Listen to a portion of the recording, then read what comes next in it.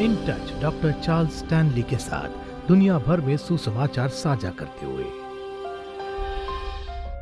मैं लगभग 42 वर्ष की आयु में प्रभु के पास आया।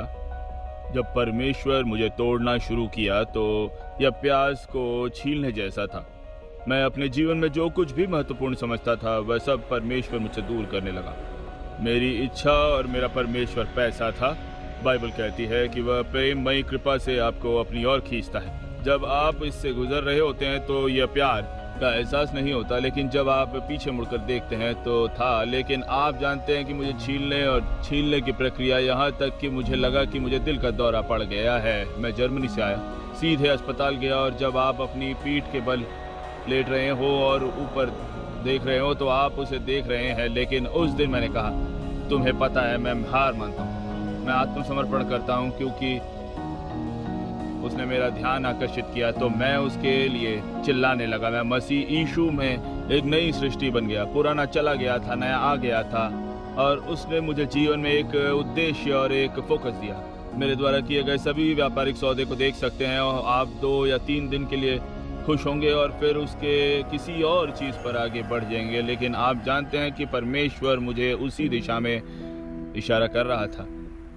हमने कॉलहॉन GA छोटे से छोटे कालीन शहर में सेवकाई की है।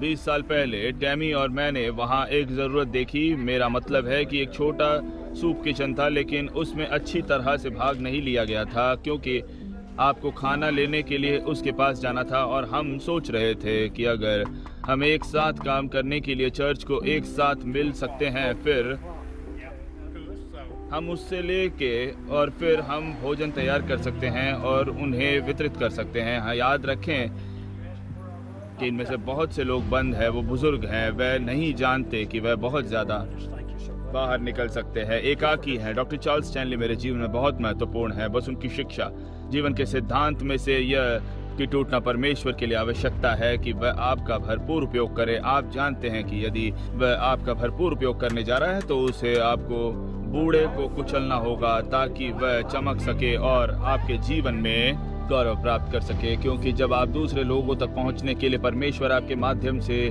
जो करना चाहता है वह नाली या पाइप बन सकता है, तो यह आश्चर्यजनक है कि परमेश्वर आपके साथ क्या कर सकता है। आप बस ट्रक चलाते रहें जब तक परमेश्वर आपको घर न बुलाए, और आप नहीं जानते कि वह कब होने वाला है।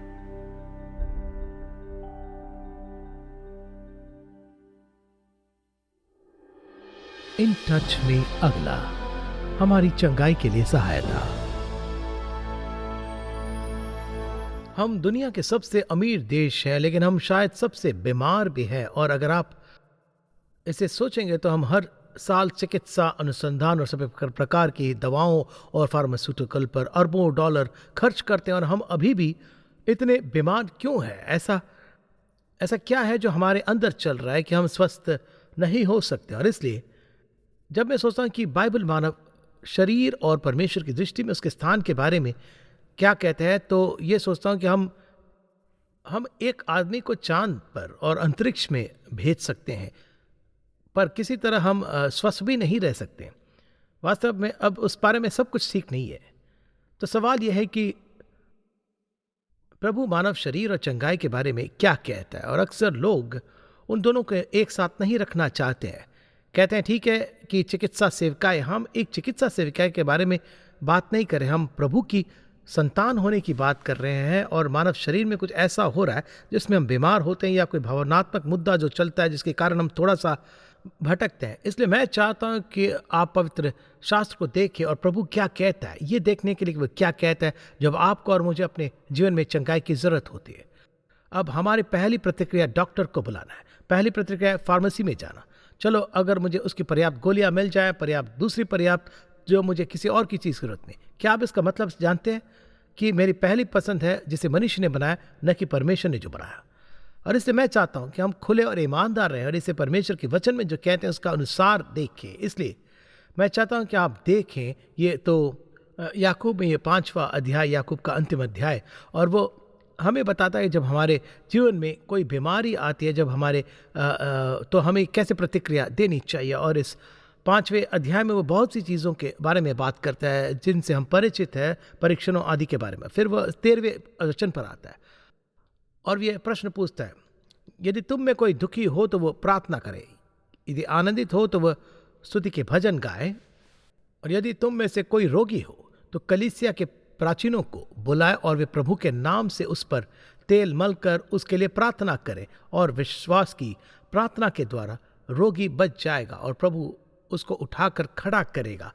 यदि उसने पाप भी किए हो तो परमेश्वर को क्षमा करेगा। इसलिए तुम आपस में एक दूसरे के सामने अपने अपने पापों को मान लो और एक दूसरे के लिए प्रार्थना करो, जिससे चंगा हो जाओ।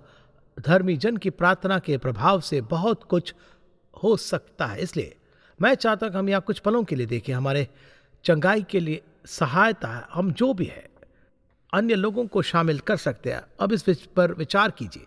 हम चर्च के बारे में बात करते हैं, चर्च मसीह का शरीर है, चर्च के एक संगठन होने की बात करते हैं। चर्च भी एक परिवार है और हर एक स्थानीय चर्च परमेश्वर के लोगों का परिवार है, और परिवार के सदस्य आपस में संबंध रखते हैं। परिवार के सदस्यों को एक दूसरे का ख्याल रखना चाहिए, एक दूसरे से प्यार करना चाहिए, एक दूसरे के लिए उपलब्ध होना चाहिए और एक दूसरे को स्वीकारना चाहिए। एक अच्छे परिवार के बारे में हम कई विशेषताएं कह सकते हैं, और इसलिए यह वही है जो एक चर्च है। और इसलिए याकूब के इस अध्याय में वह हमें एक नमूना देता है। मैं चाहता हूं कि आप ध्यान से सुने, क्योंकि ये जो नमूना है वो हर चीज को प्रभावित करता है, न सिर्फ बीमारी, न सिर्फ भावनात्मक चीज़ें, न सिर्फ शारीरिक चीज़ें, लेकिन ध्यान दीजिए कि वो क्या कहता है। मैं चाहता हूं कि हम इसे फिर से देखें, एक पल के लिए पढ़िए। मैं चाहता हूं कि हम देखें कि यहाँ क्या लिखा है, और इसलिए ये सवाल पूछ रहा है कि क्या तुम में से कोई पीड़ित है, फिर उसे प्रार्थना करनी चाहिए। क्या कोई खुश मिजाज है, उसे स्तुति गाना है। क्या तुम में से कोई रोगी है, तो मैं चाहता हूं कि आप यहाँ सबसे पहले ध्यान दें, वह बीमारी को दुख से अलग करता है, क्योंकि हमें एक दूसरे की ज़रूरत है, न कि केवल तब जब कोई व्यक्ति शारीरिक रूप से बीमार हो, क्योंकि बहुत से भावनात्मक व्याकुल लोग हैं जो शारीरिक रूप से बीमार लोगों की तुलना में कई अधिक तीव्रता से पीड़ित है। भावनात्मक चोट और दर्द और पीड़ा है, और अस्वीकृति और घृणा और कड़वाहट और आक्रोश और क्षमा और बाकी सब कुछ है, और लोगों को नुकसान हो रहा है, उनके घर का नुकसान हो रहा है, उनके बच्चों का नुकसान हो रहा है, परिवार का नुकसान हो रहा है, हर तरह की चीज़ें चल रही। और इसलिए जब वे कहते हैं कोई पीड़ित है, और अगर हम आज सुबह पूछे कि कोई पीड़ित है, अपना हाथ उठाइए। ज़्यादातर लोग शायद किसी बात पर हाथ उठाएंगे। तो क्या मैं ये सब कहने के लिए कह रहा हूँ, और यह है कि हम यहाँ जो कुछ कह रहे हैं उसे हम केवल किसी ऐसे व्यक्ति तक सीमित नहीं रहे जिसमें कोई शारीरिक बीमारी है। शारीरिक बीमारी हाँ, भावनात्मक बीमारी हाँ, वास्तव में। और मुझे लगता है कई बार भावनात्मक पक्ष पर यह और भी बुरा हो सकता है। तो सवाल यह कि अगर वे है, तो हम यहाँ जिस स्थिति के बारे में बात करें वो एक शारीरिक स्थिति है, या ये भावनात्मक स्थिति भी हो सकती है। और कहते हैं कि इसके आलोक में वह एक तरीका है जिससे हम काम कर रहे हैं कि हमें मदद के लिए पुकारना। और कहते हैं कि उसका मतलब क्या है। ध्यान दें कि वो क्या कहता है। कहता है कि यदि तुम में से कोई रोगी हो तो कलीसिया के प्राचीनों को बुलाएं और वे प्रभु के नाम से उस पर तेल मलकर उसके लिए प्रार्थना करें। वह कहता है यह आपको क्या करना चाहिए, इसलिए वह अनुमान लगाने के लिए हमारे ऊपर नहीं छोड़ता कि क्या करना है, वह इसे बहुत स्पष्ट करता है। इसलिए मैं चाहता हूं कि हम इस दो छंदों को देखें, क्योंकि इसे बहुत स्पष्ट करता है। कहते हैं यहाँ कार्रवाई का एक कोर्स है। उसने बोला तब वह कलीसिया के पुरनियों को बुलवाएं और वे उसके लिए प्रार्थना करें। बड़ा व्यक्ति को नहीं बुलाता है, व्यक्ति चर्च के प्राचीनों को बुलाता है। उदाहरण के लिए यदि आप बीमार हो और आप चाहते हैं कि कोई आपके लिए प्रार्थना करे, तो आप किसी के ये अनुमान लगाने की प्रतीक्षा न करें कि आप बीमार हैं। कहता है यदि तुम में से कोई रोगी हो तो कलीसिया के प्राचीनों को बुलाओ और वे प्रभु के नाम से उस पर तेल मल कर उसके लिए प्रार्थना करें। अब इस तेल व्यवसाय का इससे क्या लेना देना। कोई कहता है क्या तेल ठीक है, नहीं, तेल और प्रार्थना, यह प्रार्थना है जो यहाँ महत्वपूर्ण है, तेल नहीं है। हालांकि तेल उदाहरण के लिए कुछ स्थानों पर पवित्र आत्मा की उपस्थिति का प्रतीक है। और फिर आपको यह याद भी होगी कि अच्छे सामरी के साथ जब उसने इस आदमी को सड़क के किनारे पड़ा पाया तो उसने उसके घावों और शराब में तेल डाला और इससे उससे मदद मिली। और इसलिए उनके पास ऐसी बहुत सी चीज़ें नहीं थी जो मदद कर सके, लेकिन वे दोनों करेंगे। और इसलिए कहता है हमें उनका तेल से अभिषेक करना है। इसमें जादुई कुछ भी नहीं है, ये एक प्रतीक है, ये एक संकेत है, ये एक अनुस्मारक है। वे कहते हैं उनका तेल से अभिषेक करो। और वो कहता है यहोवा यहोवा के नाम से करो, अर्थात मैं यह प्रभु की इच्छा, उनके वचन की आज्ञाकारिता में कर रहा हूं, यह दर्शाता है कि हम पवित्र आत्मा पर भरोसा कर रहे हैं कि वह आपके भौतिक शरीर में या आपकी भावनाओं में काम करे जो कुछ भी आपके जीवन में हो रहा है। और वो कहता है, और विश्वास की प्रार्थना के द्वारा रोगी बच जाएगा और प्रभु उसको उठाकर खड़ा करेगा। यदि उसने पाप भी किया हो तो परमेश्वर उसको क्षमा करेगा। सबसे महत्वपूर्ण हिस्सा यह है, क्योंकि हम बात कर रहे हैं कि क्या फर्क पड़ता है, ये तेल नहीं है, ये प्रार्थना है। अब मैं चाहता हूं कि आप इस पर जरा विचार करें। मान लीजिए उदाहरण के लिए आप बीमार थे और आप चाहते थे कि कुछ बुजुर्ग आपके घर पर आकर आपके लिए प्रार्थना करें। आप किस तरह के लोग चाहते हैं? ठीक है, आप ऐसे लोगों को चाहते हैं जो निश्चित रूप से विश्वास करते हैं कि परमेश्वर ने प्रार्थना सुनी और उत्तर दिया, और इसलिए आपके पास शायद कुछ विशेषताएं होगी। आप सोचेंगे, ठीक है, मुझे ऐसे लोग चाहिए जिन्हें मैं मानता हूं, मैं चाहता कि लोग जिन्हें मैं जानता हूं परमेश्वर के वचन को जाने, मैं चाहता कि लोग अच्छा जीवन जिए और आगे भी। ठीक है, वह इसे हमारे लिए नहीं छोड़ता, हमारे लिए अनुमान लगाने के लिए नहीं छोड़ता। वो कहते हैं कि यहाँ 3 चीज़ें हैं जो ज़रूरी है। ये प्रार्थना जो बीमार व्यक्ति के लिए की जाती है, प्रार्थना 3 गुणों वाले व्यक्ति से निकलनी चाहिए। सबसे पहले वे कहते हैं विश्वास में पेश किया जाए।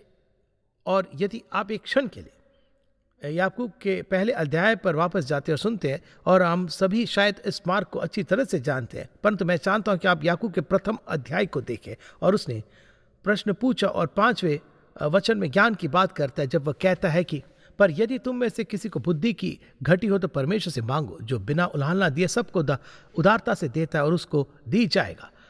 पर विश्वास से मांगे और कुछ संदेह न करे। आगे पीछे कोई झिझक नहीं, शायद वह करेगा, शायद नहीं होगा, हाँ वह कर सकते हैं, नहीं वह नहीं कर सकता। वह कहते हैं कि आगे पीछे कोई डगमगाता नहीं है। कहता है वह परमेश्वर से मांगे जो बिना किसी उलाहना दिए सबको उदारता से देता है, और उसे दिया जाएगा। वह बिना किसी संदेह से विश्वास से मांगे, क्योंकि संदेह करने वाला समुद्र की लहर के समान है जो आंधी से उड़ाया और उछाला जाता है। यानी कहते हैं ऐसा मनुष्य ये न समझे कि मुझे प्रभु से कुछ मिलेगा। तो वे कहते हैं विश्वास की प्रार्थना, अर्थात विश्वास की प्रार्थना प्रभु के वचन पर आधारित प्रार्थना है, जो उत्तर की गई प्रार्थना में परमेश्वर के साथ हमारे अनुभव पर आधारित है, आस्था की प्रार्थना। इसलिए यदि चंगाई होना तो एक ऐसी प्रार्थना होना जो विश्वास के जीवन से निकलती हो, और जिसका अर्थ हमें लगातार प्रभु के वचन में बने रहने की जरूरत है। उनके वचन को पढ़ना, सुनना, उसे सुनना, उसके द्वारा स्मरण दिलाना, उसके द्वारा चुनौती देना, उसके द्वारा निर्देशित करना। हमें अपने जीवन के प्रत्येक दिन वचन की जरूरत होती है। और यदि आप पसंद करते हैं तो सुनिए, सच्चाई यह है कि यीशु के अन्याय के रूप में आपकी प्रभावशीलता पूरी तरह से उसके वचन के साथ आपके संबंध से संबंधित है। इसलिए यदि मैं विश्वास की प्रार्थना करने जा रहा हूं तो यह प्रभु के वचन पर आधारित होगी। और यदि मैंने लगभग 1 या 2 सप्ताह तक जो कुछ भी हो बाइबल नहीं पढ़ी है, तो मैं आपको गारंटी देता हूँ, यदि आप रुकेंगे और अपने जीवन में इसके बारे में सोचेंगे, आप पवित्र शास्त्र को नहीं पढ़ते, आस्था का स्तर नीचे आने लगता है आपका।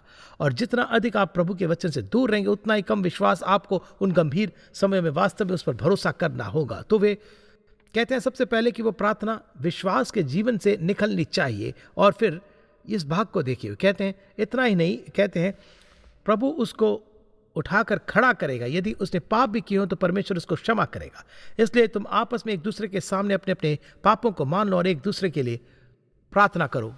उदाहरण के लिए यदि आप किसी के लिए प्रार्थना करेंगे तो आपको पाप की समस्या से निपटना होगा, क्योंकि पाप बीमारी चंगाई का सीधा संबंध है, सीधा संबंध होता है। इसका मतलब यह नहीं है कि हर कोई जो बीमार है वो पाप में जी रहा है, लेकिन जब कोई व्यक्ति पाप में जी रहा होता तो यहाँ प्रभु ने क्या कहा है?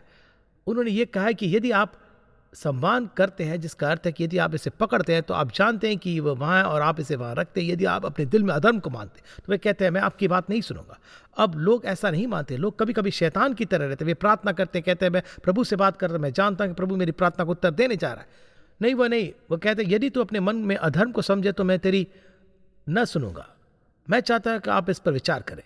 वे बुजुर्ग जो भी हो, जब वे उनके लिए प्रार्थना करने के लिए किसी से मिलते हैं, उदाहरण के लिए उन्हें अपने जीवन में पाप का सामना करना पड़ता है, यदि वह वहाँ है, और जो व्यक्ति बीमार या व्याकुल है या जो भी मुद्दा हो, उन्हें पाप के मुद्दे से निपटना होता है। आप परमेश्वर की आशीषों और उनके कार्य के तरीकों में एक बाधा है। और मान लीजिए उदाहरण के लिए, यदि मैं आपके घर आऊं और आपके लिए प्रार्थना करूं, या जहां भी हम प्रार्थना करें, आप चर्च में आए जो भी हो, और हम आपके लिए प्रार्थना करें, मैं पाप में जी रहा हूं, परमेश्वर ये सुनने वाला नहीं है। और इसलिए इस प्रार्थना को प्रभावी होने के लिए एक साफ दिल से बाहर आना होगा। यह दिल और दिमाग से निकलता है एक ऐसा विश्वास जो शुद्ध है, और जिस व्यक्ति के लिए आप प्रार्थना कर रहे हैं उसे इससे निपटना होगा। अगर मैं आपके पास प्रार्थना करने के लिए कहूँ और मैं जीवन में पाप हो गया और मैं पाप को पकड़ के रखा और परमेश्वर से मुझे चंगा करने के लिए प्रार्थना करता, तो मैं अपना समय नष्ट कर रहा हूँ और व्यक्ति के प्रति निष्पक्ष नहीं हो जो मेरे लिए प्रार्थना कर रहा है।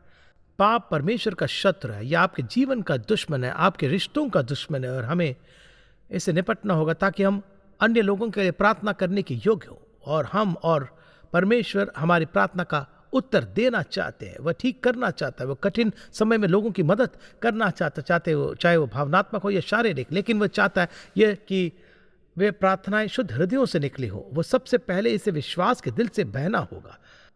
दूसरे, ये ऐसे हृदय से बाहर निकलना होगा जो बिल्कुल शुद्ध है। और तीसरा, ध्यान दीजिए कि वो इस मार्ग में क्या कहता है, जरा ध्यान से सुनिएगा। इसलिए तुम आपस में एक दूसरे के सामने अपने अपने पापों को मान लो और एक दूसरे के लिए प्रार्थना करो जिससे चंगे हो जाओ। धर्मी जन की प्रार्थना के प्रभाव से बहुत कुछ हो सकता है। अब धर्मी पुरुष या स्त्री क्या है? एक धर्मी पुरुष या महिला एक ऐसा व्यक्ति है जिसे बचाया गया, जो प्रभु यीशु मसीह के प्रति प्रतिबद्ध है और सुनता है, जिसकी जीवन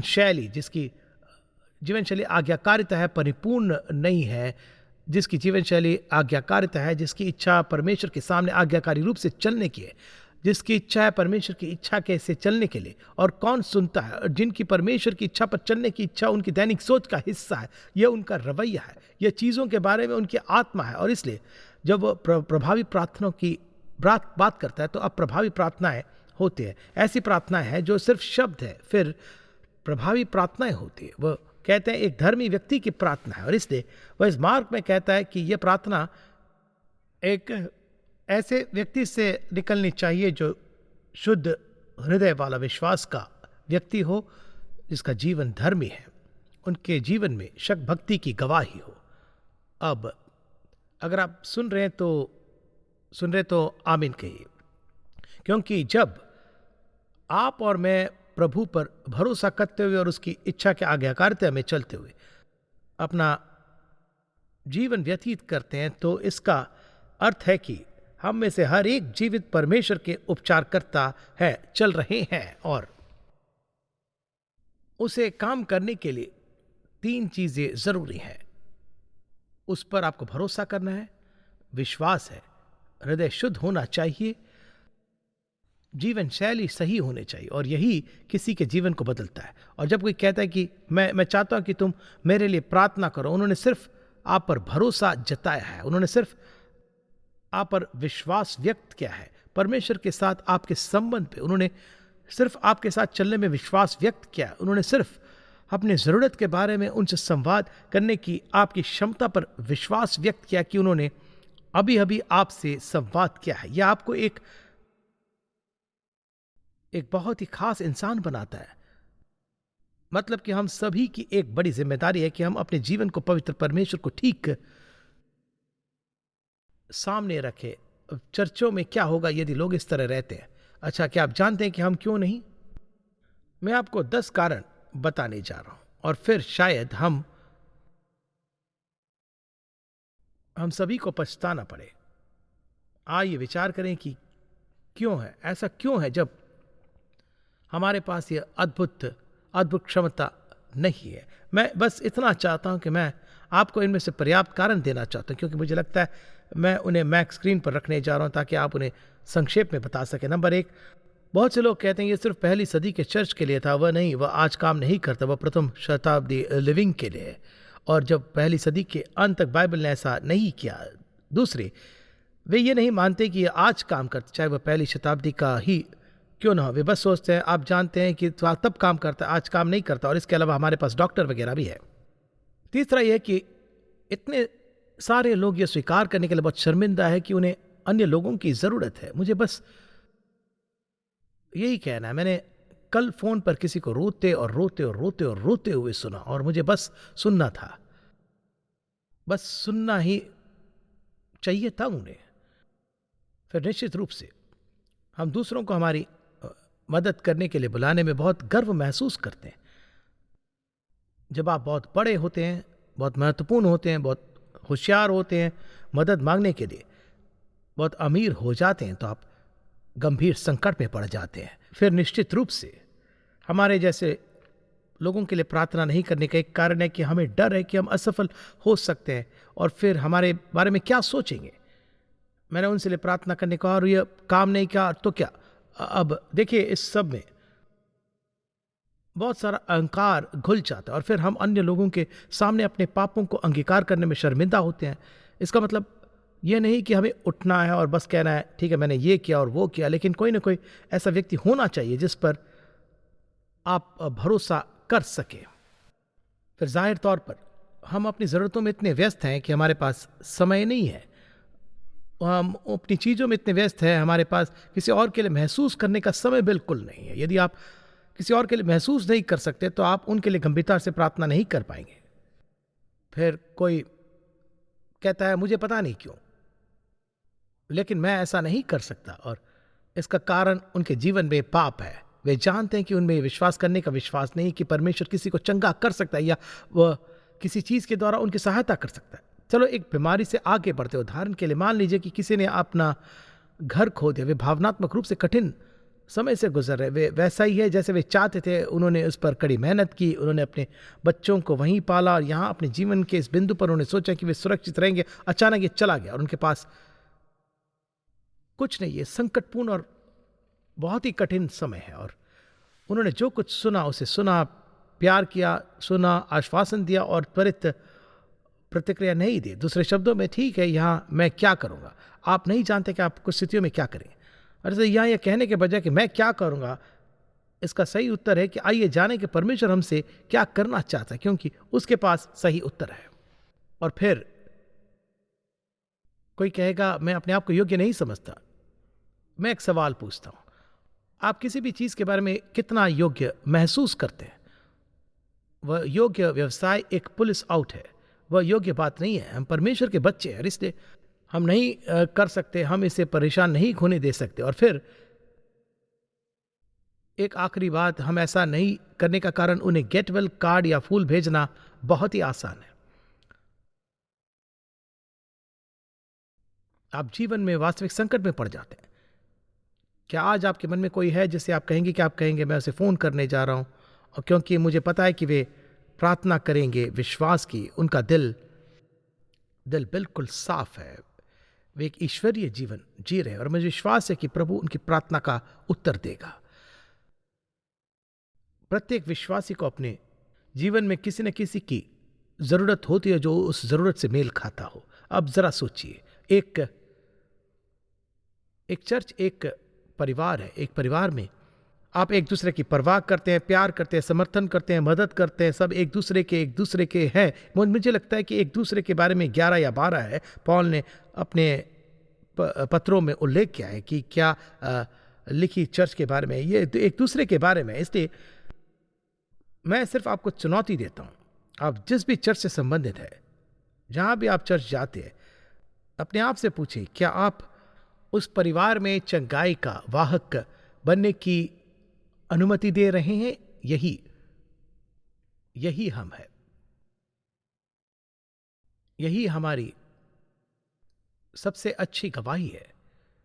चोट, दर्द, पीड़ा, दुख, हानि, जो कुछ भी हो के उपचार के चलने वाले एजेंट, क्योंकि हम उसे जानते हैं जो ये सब बदल सकता है, और वह है यीशु।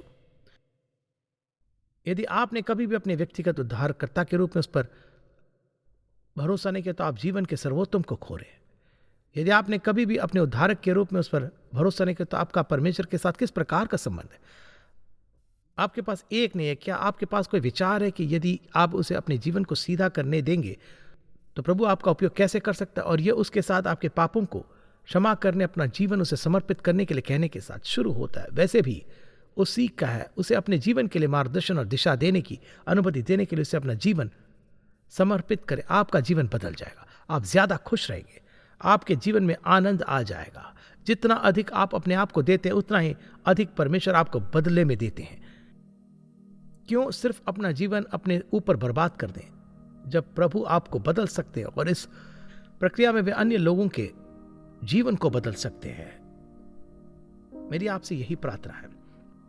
पिता, हम आपके अद्भुत धैर्य, प्रेममयी दया, कोमल दया के कितने आभारी हैं। आप हमें वैसे ही स्वीकारते हैं जैसे हम हैं, और हम आज प्रार्थना करते हैं कि पवित्र आत्मा हमें से प्रत्येक को प्रभावित करे कि हम पर उन चलने वाले एजेंटों में से एक होने की जिम्मेदारी है जिनके माध्यम से आप किसी के जीवन को पूरी तरह से बदल सकते हैं, पूरे भविष्य को बदल सकते हैं, उनके स्वास्थ्य में सुधार सकते हैं और उनके साथ अपने रिश्तों को मजबूत कर सकते हैं। और मैं ये प्रार्थना करता हूं कि हमें से प्रत्येक जानबूझकर स्वयं को उपलब्ध कराए ताकि हमारी प्रार्थनाएं उस प्रार्थना की तरह हो जिसके बारे में याकूब बोलता है, अर्थात प्रभावी, उत्साही, मजबूत, ईमानदार, जीवन बदलने वाला। यीशु के नाम में आमीन। यदि आज के प्रोग्राम से आपने आशीष पाई है तो लॉग कीजिए intouch.org पर। इन टच पूरे संसार में लोगों को परमेश्वर के साथ में बढ़ने वाले संबंध में बनाता है और लोकल चर्च को बल देता है। ये प्रोग्राम इन टच सेवकाई के द्वारा प्रस्तुत किया गया है। ये परमेश्वर के अनुग्रह से और आपकी प्रार्थना और भेंटों के द्वारा ही संभव हो सका है।